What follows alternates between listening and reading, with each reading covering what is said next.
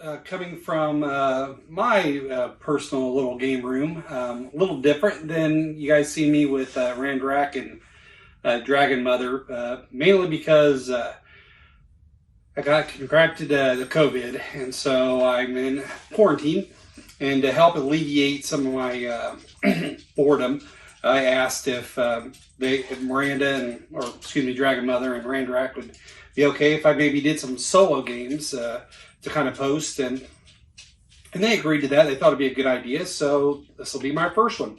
And the first game I want to talk about is called Warp's Edge, a game by Scott Almes, who you may or may not have heard of from the Tiny Epic series. Some of my more well-loved games. I really liked Tiny Epic Galaxy specifically. But this is a game he did with Renegade Studios, part of the Solo Hero series, this is the second game in that series. And the art was done by Tyler Johnson, and again produced by Renegade Games. So basically, Warp's Edge is a bag builder where you get a certain number of tokens that look like this that represent different attack. You got maneuver, which is blue, and then you got green, which represents energy. And the goal is that you draw these tokens out of the bag to be able to do different actions. And then, pretty nice bag. So we'll go ahead and start like usual. We'll start with our quality first. So quality, I'd actually give it probably 7. I was pretty happy with everything. Some of the pros is the card stock is really good, thick quality. I don't think I'll need to sleeve these anytime soon, unless I decide to play this a lot, and then maybe I'll think about that. But otherwise, I think occasional gameplay, I think the card quality is pretty good. The quality of the cardboard for the tokens, they're okay. They're not exceptionally thick, or I don't think they're really high quality, but they're not poor quality either. I think they're pretty much medium of the road. The player boards, though, are really nice. So you have individual starships, which are two-sided. So there's a total of 4 starships you could select from, and 6 motherships, 3 two-sided boards. And these are basically the bosses of the game, which at the end of the day you want to defeat to try and win the game. There's also additional little wooden tokens, kind of, I guess, homage to the Tiny Epic games, and how you track different aspects of the game, whether it's your shield strength or your hull strength or damage to the mothership. And then, but the best part of the quality is the trays. So all the trays are organized. So you have your attack and your energy tokens that are got these great player trays. And then a really neat little aspect to the game is your power tokens. So you have POWER, and they're organized by different abilities related to the P, to the O, to the W, to the E, and to the R. So this is the setup I have for the particular mothership that I'm playing against this time, but there are more, which are located in the base player tray as well. And so that's, I think, the best part. I really like the player trays. It really helps organize it. And the best part is if you, like me, like to store your games on the side because of Calic shelves, once you pack everything up, it stores nicely on its side. When I opened it up to play it again today, everything was still in its place. Maybe 1 or 2 tokens was in a different slot, but other than that, pretty good shape. So I was really happy with that. So quality, I'd give it's a solid 7. They could have done some improvements, but really nice, and I was really happy with everything. So the next part we would talk about is rules. So there's actually 2 rule books. And it's an interesting little thing that Scott did with the game. So the main rule book is really well laid out. I think he did a great job. It's laid out by sequence on what you do each particular step, and then they don't really give any examples, but they do lay it out really well, so you really don't need them. And so it gives you all the different examples, all the different actions you can do, the different steps to the gameplay, which I'll lay out during that portion of the review. And so rule book by itself is pretty good. But there is another neat little book that they added, which is called Singularity. So this was actually written by Banana Chan and illustrated by Tyler Johnson. And so what's neat about this is that there's actually two different ways to set up this game. You can just initially just grab a mothership. And so the mothership will tell you how many level 1, how many level 2, and how many level 3 enemy ships you're going to put in the enemy deck. But then you also have your starfighter. And your starfighter tells you what your power loadout is. So which POWER chips are going to go into your player trays, as well as the standard attack and maneuver and energy chips. So that's the standard setup. But if you go through the book, the Singularity, what it does is a choose your own adventure book. And it's, it's not huge, but it's a total of 27 pages. And what's really interesting is that as you read through this, just like a choose your own adventure, you select what decisions you want to make. And by the end of it, it will actually tell you what starfighter you'll have, what mothership you'll be fighting against, and what your starting skill card will be.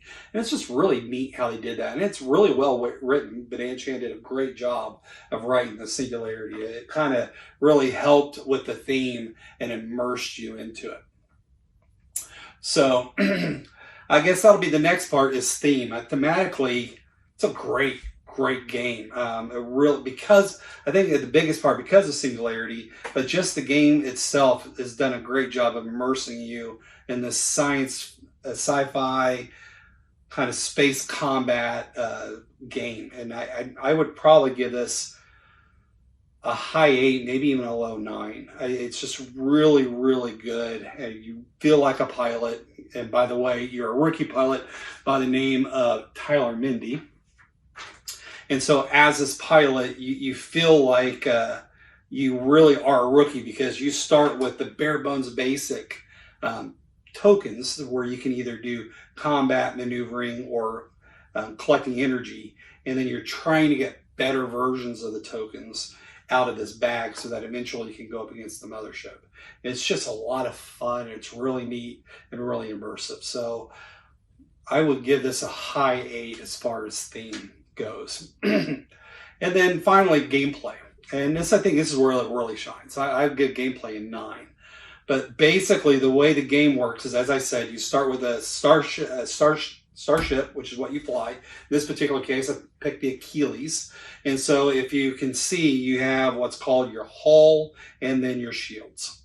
And so whenever you're attacked, it hits your shields first. And you have the ability to regenerate shields using energy. And then once your shields are depleted, then you go through the hull. And once the hull is blown through, then you are dead. And that's one way to end the game, is just your starship gets blown to bits. So the goal is to be able to pull these chips out that then allow you to do one of 3 things. So basically, you have red attack chips. So you pull 5 chips out of the bag total, and then those 5 chips, you're trying to do either attack the alien spaceships, and that you do that with red, or you use the blue, which is the maneuvering. And so every ship that you go up against will have a red or a blue number. And so the red number is how much attack it takes to defeat it. The blue is how much it takes to outmaneuver it. But either way, you defeat the ship. But depending on how you defeat it, will determine what reward you get. So the attack reward is 1, the outmaneuvering reward is another. And many times one is better than the other. So hopefully you're drawing the right chips to be able to get the best reward for defeating the ship in the appropriate manner. And so once you defeat the ships, then you can generally go after the mothership. But each mothership is unique. So in most cases, the motherships are, if you defeat all the ships in front of it, then you're able to attack the mothership. But some are different, and so that might not be the case for each ship. So you just got to read the mothership to determine when you can attack the mothership. Because at the end of the day, that's the goal, is defeat the mothership. And so you keep pulling chips You keep pulling spaceships and you keep trying to defeat everything to be able to get to those right circumstances to be able to defeat the mothership. And if you can't do it in a turn, and a turn ends when you can't draw any more chips out of the bag. And so when you can't draw any more chips out of the bag, that's the end of the turn, what they call the warp. So now it's time to warp to the next turn. So you just move your little warp token to the next one. And basically you wipe the board from all the alien ships. You pick up all the tokens that are in your discard pile. Because unfortunately, there's some ways where you have to remove chips from the game. And that's basically when you get damaged. When you get damaged, you have to remove the tokens from the game. But whatever tokens were in your discard pile, whatever unused tokens you may have on your ship, except for the ones you put on hold, and I'll talk about that in a second. But all those ships go back in the bag, and you replenish the ships you fight up against, and you have the ability to draw a skill card. So you have a skill deck, and you always draw 2, you pick 1. And they generally all have the same requirement of so much energy to activate it. And to activate it, you just tap the, turn the card. And just do what it asks. So like this upgraded battery says you can assign energy tokens to targets as laser tokens. And so kind of helps boost your attack. So really helpful and necessary if you have any chance of being able to go up against the mothership and win. And it's a really brutal game. And so one of the nice aspects of the game is that you don't have to necessarily defeat a ship in order to avoid getting damaged. All you have to do is either blast it with a laser or put 1 maneuver token and it stuns the ship for that turn. And so you kind of save yourself for the next turn and hopefully draw more tokens that will then allow you to defeat those ships and build upon that and get more chips to be able to go up against the mothership. So, but it's a very challenging game. I've played it 3 times now and I've not won one yet, once. So I have chose to use different ships each time, try different motherships each time to just try and get a feel for each one. But I haven't won one yet, but I'm enjoying it.